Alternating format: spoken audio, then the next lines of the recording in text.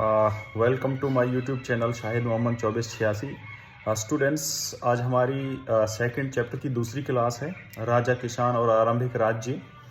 तो स्टार्ट करते हैं। आरंभिक राज्य क्या थे?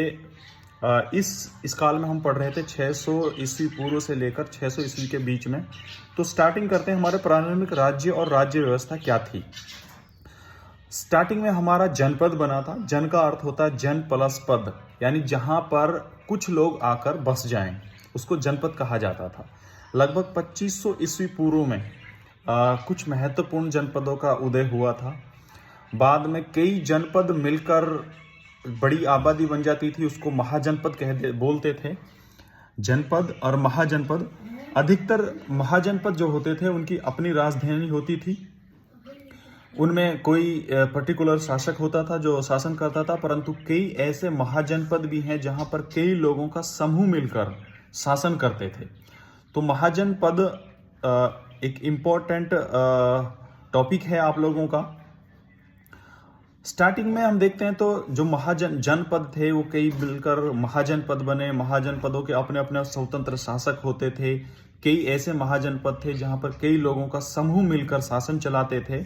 तो सबसे जो महत्वपूर्ण थे वो 16 महाजनपद बने थे।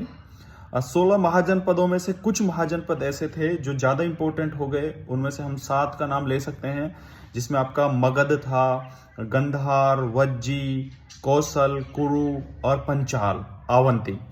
ये सब महाजनपद थे जो बहुत महत्वपूर्ण महाजनपद बने। और इन सारे महाजनपदों का वर्णन महात्मा बुद्ध के ग्रंथ और जैन ग्रंथों में भी इनका वर्णन मिलता है। तो अब क्योंकि इस चैप्टर में राजा किसान और नगर व्यवस्था थी, तो प्रारंभिक नगरों का निर्माण कैसे हुआ ये सब चीजें भी पढ़ेंगे। लेकिन जो महाजनपद थे उसमें सबसे शक्तिशाली जो महाजनपद बना था वो मगध था। मगध सबसे शक्तिशाली महाजनपद बना। और जो मगध था वो सबसे शक्तिशाली जनपद कैसे बना, उसके पीछे बहुत सारे कारण है। इसे क्वेश्चन अलग से पूछ लेते हैं। 3 नंबर में तो आमतौर पर एक क्वेश्चन पूछा जाता है कि सबसे शक्तिशाली महाजनपद कौन सा था और क्यों बना, या फिर ऐसा आ सकता है कि मगध महाजनपद सबसे शक्तिशाली क्यों बना। तो इसके पीछे बहुत सारे कारण है। मगध जो है वो बिहार राज्य में स्थित था। लगभग 6वीं शताब्दी ईस्वी पूर्व से 4वीं शताब्दी ईस्वी पूर्व तक ये सबसे शक्तिशाली महाजनपद बना। ये इतना शक्तिशाली क्यों बना, इसके पीछे कई कारण थे। सबसे पहला कारण तो यहाँ था कि यहाँ की जो जमीन थी वो बड़ी उपजाऊ थी।